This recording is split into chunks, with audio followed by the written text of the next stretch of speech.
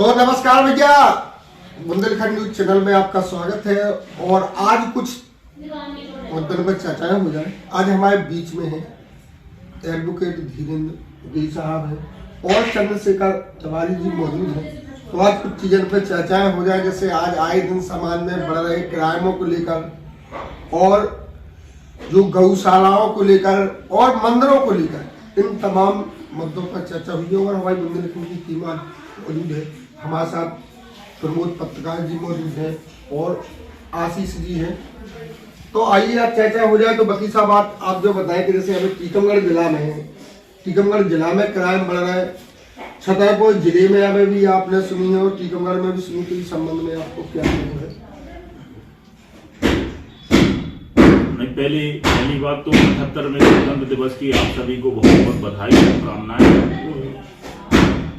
इसके अलावा जो आपके जो सवाल हैं, वो चाहे क्राइम के बारे में हो और चाहे किसी कुरीति के बारे में हो, जैसे आपने बताया कि आपके बीच में है, तो हम क्योंकि बीच में है दोनों के, तो हमें बोलना पड़ेगा उस विषय पे। ठीक है भाई, 78वां गणतंत्र है, सभी को पता है और ये अपन वार्षिक तौर पे मनाते ही हैं हर 26 जनवरी पे। लेकिन जो महत्वपूर्ण विषय है आज, इसलिए अपन यहाँ पे बैठे हैं कि लंबे समय बाद वर्ष 2014 में सरकार बदलने के बाद से काफ़ी कुछ देखने में कुछ चीज़ें नई चलन में आई हैं और लोगों का भरोसा बढ़ा है सरकार में कि भाई सरकारें जनहितैषी हैं जो प्रदेशों में काम कर रही हैं।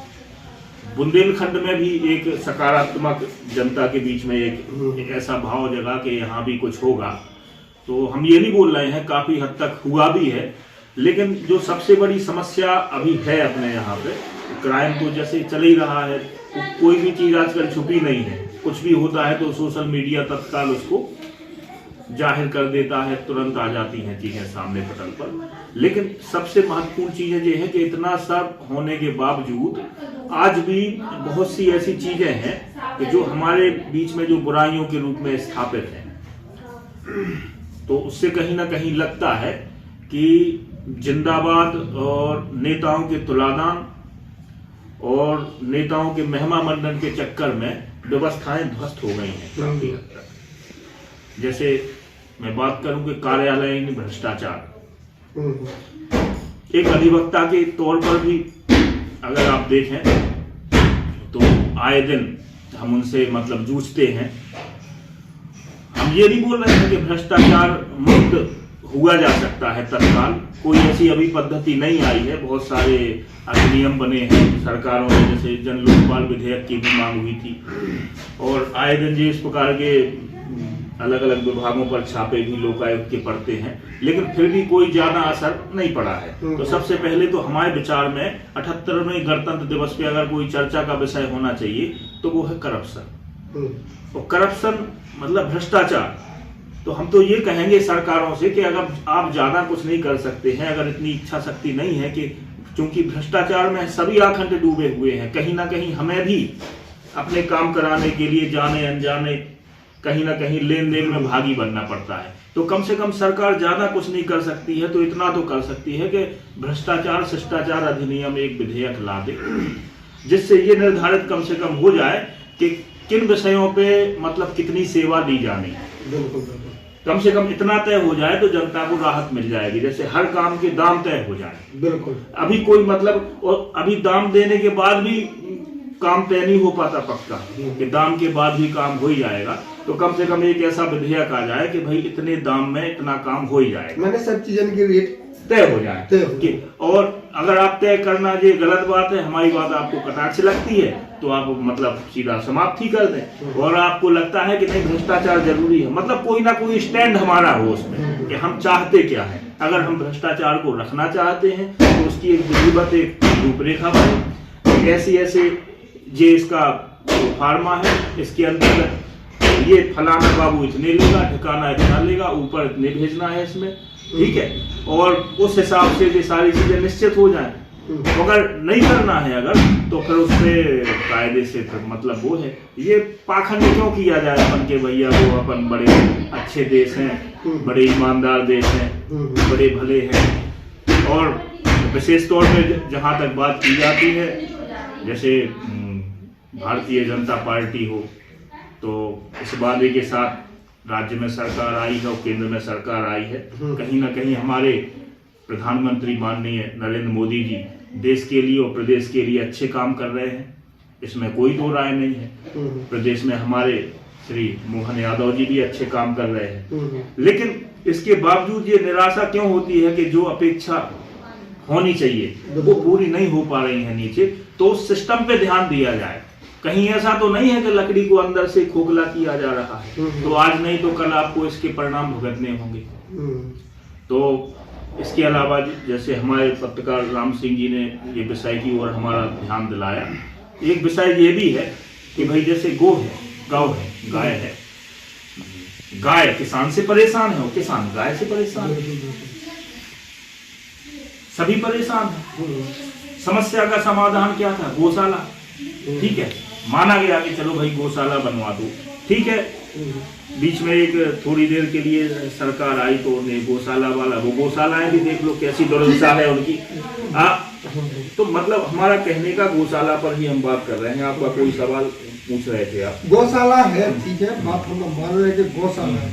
अब गौशालाओं में भी उनकी पूंजी नहीं हो रही, उनके जैसे भूसा वगैरह है और तमाम चीजें की पूंजी नहीं हो पा रही। गौशाला में भी उनके भूसा पर्याप्त मात्रा में नहीं हो पा रहा, तो गंगे मर रही या गंगे निकाली जा रही। राम सिंह जी, प्रत्येक विधानसभा के विधायक की ये जिम्मेवारी होनी चाहिए कि अपने विधानसभा में, मतलब हम अपनी ओर से कहें कि कम से कम हर विधायक की विधानसभा में जिम्मेवारी होनी चाहिए कि वो अपनी विधानसभा में गाय की चिंता करे।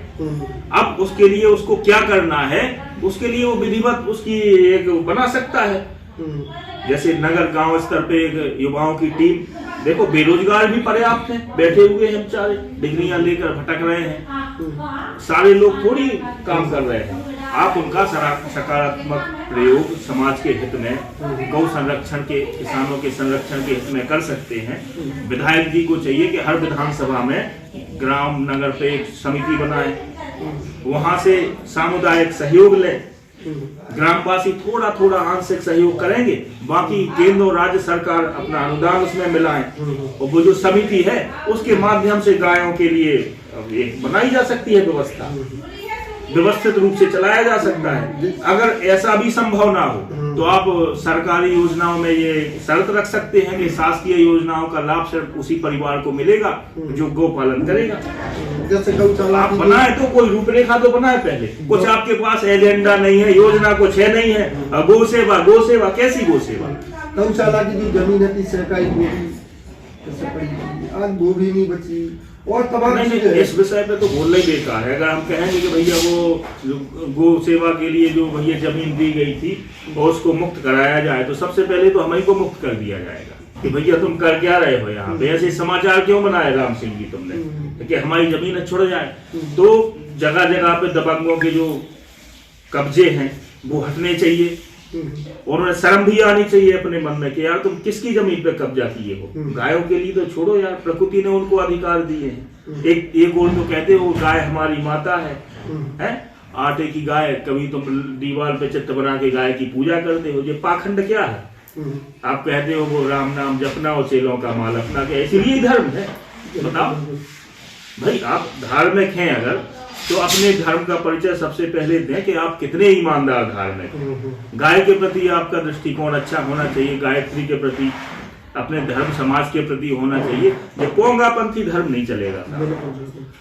और जैसे अभी हमारे भाई चंद्रशेखर तिवारी जी हमारे मित्र हैं, उन्होंने हमें बताया कि भाई मंदिरों की स्थिति क्या है। मंदिरों की ये है कि भाई मंदिरों से जमीनें लगी हुई हैं, लेकिन शाम को ठाकुर जी के लिए प्रसाद नहीं है पुजारी जी के पास चढ़ा।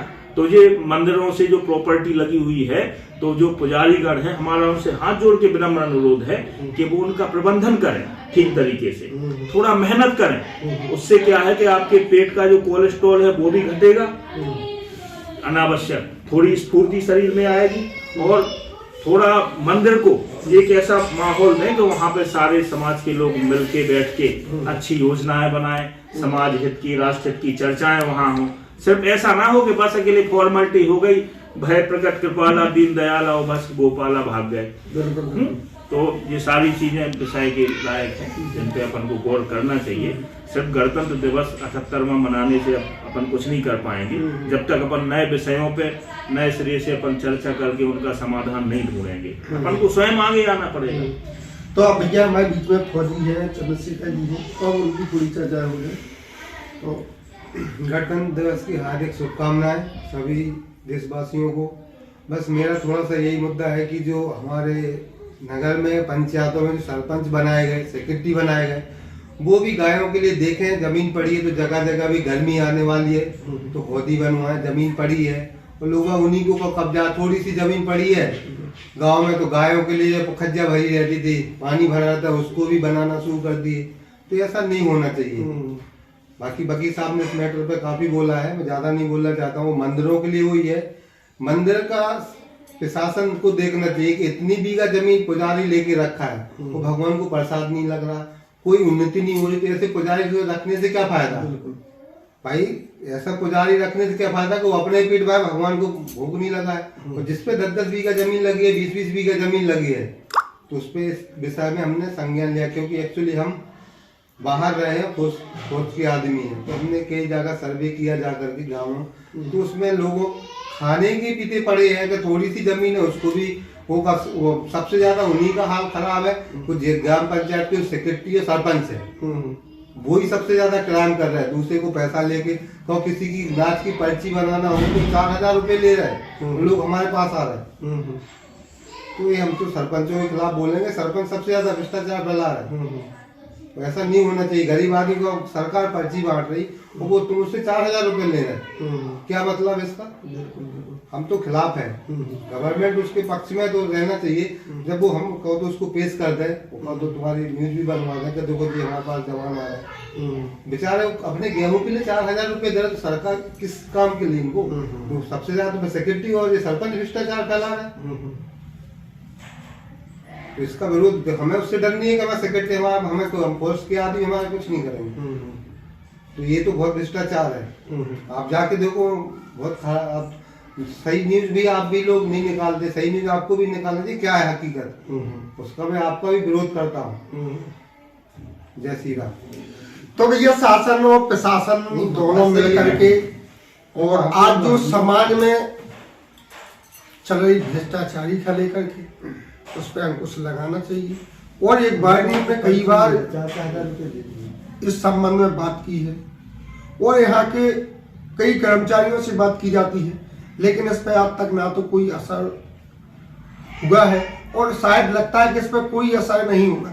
ये एक बीमारी जैसी फैल चुकी है जो आए दिन बढ़ रहे भ्रष्टाचार को लेकर। अभी आप देख सकते हैं, तहसीलों में देख सकते हैं, एक एक किसान 2-2 साल से एक छोटे छोटे सब नाम जुड़वाने के चक्कर में, अगर नाम एक ही जगह आर लिख गया तो उस आर के चक्कर में 2-2 साल तहसीलों के चक्कर काट रहा है, लेकिन उस पर आज तक कुछ भी अमल नहीं हुआ है। ऐसे कई किसान परेशान है, चाहे आप रिकॉर्ड दुरुस्त को लेकर, बंटवारे को लेकर।